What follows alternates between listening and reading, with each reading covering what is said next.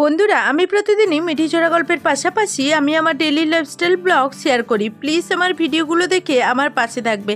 আজকের আমি নিয়ে চলে এসেছি দুটো ডিমের সঙ্গে সেদ্ধ আলু দিয়ে দারুণ স্বাদের মজাদার এক রেসিপি নিয়ে। তো চলো আজকের ভিডিওটা শুরু করি। মিঠি চোরা ধারাবাহিকে নতুন আপডেটে দেখা যাচ্ছে যে তথ্য প্রমাণ সবকিছু লোপাট করে দিয়ে এবার রাইকে বিপদে ফেলে দিল কোয়েল। অনির্বাণকে নির্দোষ প্রমাণ করার জন্য সকল প্রমাণপত্র যখন রাই জোগাড় করে ফেলে তখন অনির্বাণকে আশ্বাস দেয়, অনির্বাণ তুমি দেখে নিও, কালকে তোমাকে কোর্টে আমি নির্দোষ প্রমাণ করে দেব, তুমি দেখে নিও।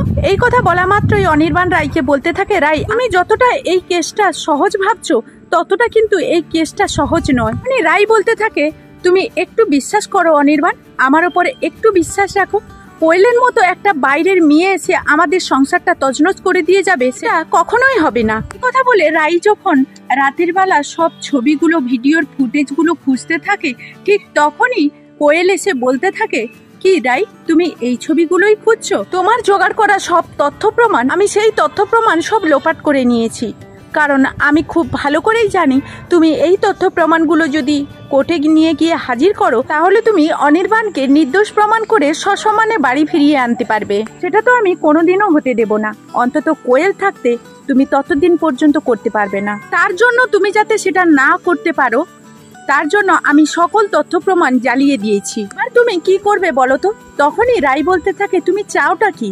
তুমি যদি সত্যকার অর্থে নির্দোষ প্রমাণ হয়ে থাকো তাহলে তোমার এই তথ্য প্রমাণ লোপাট করার কোনো দরকারই ছিল না। তাহলে কি আমি এটাই ধরে নেব যে আসল কালপিট তুমি অনির্বাণকে ইচ্ছে করে ফাঁসানোর জন্য এসব করেছো? তাহলে কিন্তু তোমার শাস্তিটা খুব একটা কমে যাবে না। মানে কোয়েল বলতে থাকে, তুমি তো সবকিছু বুঝেই নিয়েছো, তোমাকে কষ্ট করে আরেকটু আমি সব কথাগুলো বলি। আমি অনির্বাণের সঙ্গে এসব ইচ্ছাকৃতভাবে করেছি যাতে অনির্বাণকে ফাঁসিয়ে আমি আমার করে নিতে পারি, অনির্বাণকে অন্য কারোর আমি হতে দেব না। চাই শুধু অনির্বাণ আমারই হোক, কারণ যেই জায়গাটা আমি ফেলে গিয়েছিলাম সেই জায়গাটাতে তুমি উড়ে এসে জুড়ে বসেছো। মানে এই জায়গাটা আমার ছিল আর আমার তৈরি করা জায়গায় তুমি উড়ে এসে জুড়ে বসবে সেটা আমাকে সহ্য করতে হবে সেরকমটা তো নয়, তাই না? আমি সবকিছু নিজের হাতে গড়ে গিয়েছিলাম আর তুমি কি করেছো? সেই সব কিছু নিমেষের মধ্যে এসে তুমি ভেঙে দিয়েছো। তার থেকে বড় কথা, তুমি আমার অনির্বাণকে আমার কাছ থেকে কেড়ে নিয়েছো। যে অনির্বাণ আমাকে চোখে হারাতো সেই অনির্বাণ আজকের আমাকে দু চোখে সহ্য করতে পারে না। ও উঠতে বসতে ঘুমোতে সব সময় তোমাকে চোখের সামনে চায়, ও তোমাকে বড্ড বেশি ভালোবাসে। তার জন্যই আমি তোমাকে বলছি, ভালোই তুমি যদি সবকিছু ভালো চাও তাহলে তুমি এই পথ থেকে সরে যাও, তাহলে দেখবে অনির্বাণও ভালো থাকবে, আমিও ভালো থাকবো, তুমিও ভালো থাকবে। আমি আর যাই হোক না কেন, আমি যে অতীতের স্মৃতিগুলো ফেলে রেখে গেছি সেই অতীতের স্মৃতিগুলোর মধ্যে ধুলো পড়তে দেব না, তাও আবার তোমার মতো মেয়ের জন্য। কথা বলা মাত্রই রাই বলতে থাকে, কোয়েল তোমার কথার মধ্যে একটু ভুল হয়ে গেছে, ভুলে যেও না তুমি অনির্বাণের জীবনে খারাপ নোংরা অতীত মাত্র, আমি অনির্বাণের জীবনে বর্তমান আর ভবিষ্যৎ। তাই তোমার আর আমার মধ্যে আকাশ পাতাল তফাৎ। তুমি যতবারই অনির্বাণকে দোষী সাব্যস্ত করো না কেন আমি ঠিক ততবারই অনির্বাণকে দোষ প্রমাণ করার জন্য কোর্টে আমি প্রমাণপত্র দাখিল করব। দেখি এই লড়াইয়ে কে জিতে। তখনই কোয়েল বলতে থাকে, ঠিক আছে, তোমাকে সহজভাবে বোঝানোর পরও তুমি যখন চাইছো যে অনির্বাণ বিপদে পড়ুক, তুমি যখন সেটাই চাইছো তাহলে সেই পথেই এগো। কেউ দেখবো তুমি সকলের চোখে ধুলো দিয়ে কিভাবে অনির্বাণকে নির্দোষ প্রমাণ করে নিয়ে বের করে আনো। বন্ধুরা, এই ছিল মিঠি চোরা ধারাবাহিকের নতুন আপডেট। এই প্রথমবার দুটো কাঁচা ডিম দিয়ে আর সঙ্গে সেদ্ধ আলু দিয়ে আমি কিন্তু রেসিপিটা বানাতে গিয়ে ভীষণই টেনশনে পড়ে গিয়েছিলাম। ভেবেছিলাম ঠিক রেসিপিটা কীরকম হবে। সত্যি এতটাই সুন্দর হয়েছিল যে বাড়ির সবার কাছে খুবই প্রশংসা পেয়েছিলাম। তো প্রথমেই আমি দুটো ডিম খুব সাবধানে আমরা ভেঙে নেব। তো এই রেসিপিটা আমি দুটো ডিম দিয়ে করছি, তোমরা চাইলে কিন্তু 3টে 4টে কিংবা তারও বেশি ডিম দিয়েই কিন্তু রেসিপিটা করতে পারো। তো এখন দুটো ডিম নিয়ে নিয়েছি আর সঙ্গে নেব কিছু সেদ্ধ আলু, আর আমি আগে থেকেই আলুগুলোকে এরকম সেদ্ধ করে নিয়েছি। এখন কিন্তু আমি খুব ভালোভাবে একটা পেস্ট করে নেব, আর তার জন্য সামান্য পরিমাণ লবণ আমি এখানে অ্যাড করলাম। এখন আমি এটাকে সুন্দর একটা পেস্ট বাটার তৈরি করে নেব। তো আমি দেখো এখন একটা বাটার তৈরি করে নিয়েছি আর একটা পাত্রে এখানে নামিয়ে নেব। এখানে বাটারটা আমি মিক্সি থেকে পুরো সুন্দর করে নিয়ে নেব। এখন এই বাটারের মধ্যে আমি দিয়ে দিচ্ছি সামান্য পরিমাণ হলুদ আর 1 চামচ মতো কুচনো কাঁচা লঙ্কা আর দিয়ে দিচ্ছি কুচনো পেঁয়াজ। তো পেঁয়াজটাকে আমি মিডিয়াম সাইজের একটা পেঁয়াজের অর্ধেক এখানে দিয়েছি। আর খুব ভালোভাবে কিন্তু পেস্টটাকে আমি চামচ দিয়ে সবগুলো উপকরণ এইভাবে মিশিয়ে নিচ্ছি। তো একটু ধৈর্য দিয়ে কাজটা করে নিতে হবে। এখন আমি পেস্টটা সঙ্গে মশলাগুলো দিয়ে এইভাবে মিশিয়ে নেব। তো বন্ধুরা, এই রেসিপিটা বানানোর জন্য আমরা যদি প্রথমেই মিক্সিতে এইভাবে ডিম আর আলুটাকে পেস্ট করে নিই তাহলে কিন্তু রেসিপিটা দারুণ আর খুব অল্প সময় হয়ে যায়। এখন দেখো আমি কিছুটা সবজি নিয়েছি, রসুন, কাঁচা লঙ্কা, পেঁয়াজ আর নিয়েছি কিছুটা ধনেপাতা আর টমেটো। তো সবগুলো উপকরণ আমি ধনেপাতা আর টমেটো রেখে সবগুলো কিন্তু শিলনোড়াইতে বেটে নেব। রসুন, কাঁচা লঙ্কা, পেঁয়াজ তো শিলনোড়াইতে খুব ভালো করে এখন কিন্তু আমি বেটে নেব। এই কাজটা আমি শিলনোড়াইতে করছি, তোমরা চাইলে কিন্তু এই কাজটা মিক্সিতেও করে নিতে পারো। এখন উল্টো দিকে একটা কড়াই বসিয়ে দিয়েছি, কড়াইয়ের মধ্যে সামান্য পরিমাণ তেল দিয়ে খুব ভালোভাবে গরম করে নিয়েছি। এখন এর মধ্যে কিছুটা বাটার দিয়ে এখন এইভাবে ছড়িয়ে দেব, হাতলের সাহায্যে এইভাবে কিন্তু আমরা ছড়িয়ে দেব।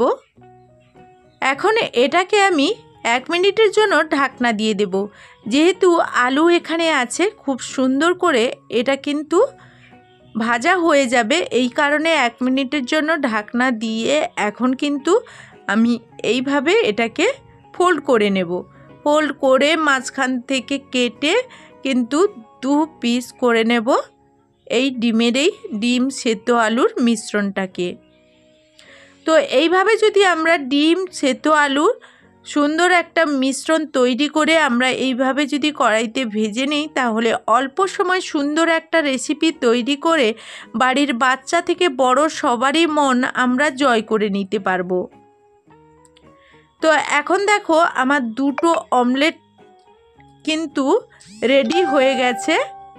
এইভাবে সবগুলোই ভেজে নেব। তো বন্ধুরা, তোমরা যদি আমার আজকের এই ভিডিওটা ফেসবুক পেজ থেকে দেখো তাহলে আমার পুতুল ফ্যামিলির পেজটাকে একটা ফলো করে লাইক কমেন্ট করে আমার পাশে থাকার অনুরোধ রইল। তো এখন সেই একইভাবে আমি সবগুলো ভেজে নেওয়ার পর আবারও কড়াইতে কিছুটা তেল দিয়ে দিচ্ছি। এখন তেলটা গরম হয়ে যাওয়ার পর আমি 5 ফোড়ন হিসেবে 1/2 চামচ মতো জিরে আর দারুচিনি, এলাচ, লবঙ্গ দিয়ে দিলাম। দিয়ে খুব ভালোভাবে এটা থেকে সুগন্ধ ছাড়তে শুরু করলে 5 ফোড়নটা, তখন কিন্তু আমি যে পেঁয়াজটা পেস্ট করে নিয়েছিলাম আর একটু পেঁয়াজ আমি গোটা রেখে দিয়েছিলাম, সেই পেঁয়াজটা তুলে খুব ভালোভাবে কিন্তু নাড়াচাড়া করে নেব। এখন তেলের মধ্যে পেঁয়াজ আর মশলাগুলোকে খুব ভালোভাবে কিন্তু ভেজে নেব। এর মধ্যে এখন কিন্তু দিয়ে দিচ্ছি টমেটো। কুচিয়ে রাখা টমেটোগুলোকে দিয়ে খুব ভালোভাবে কিন্তু পেঁয়াজ টমেটো ভেজে নিতে হবে।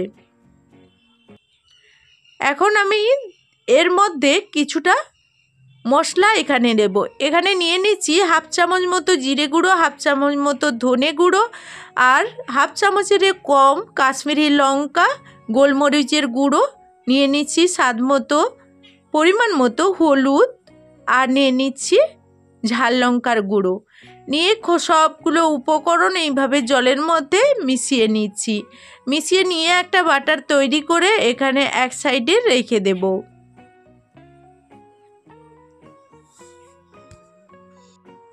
এর মধ্যে পেঁয়াজ আর টমেটোটা খুব ভালো মতোই কিন্তু ভাজা হয়ে গেছে।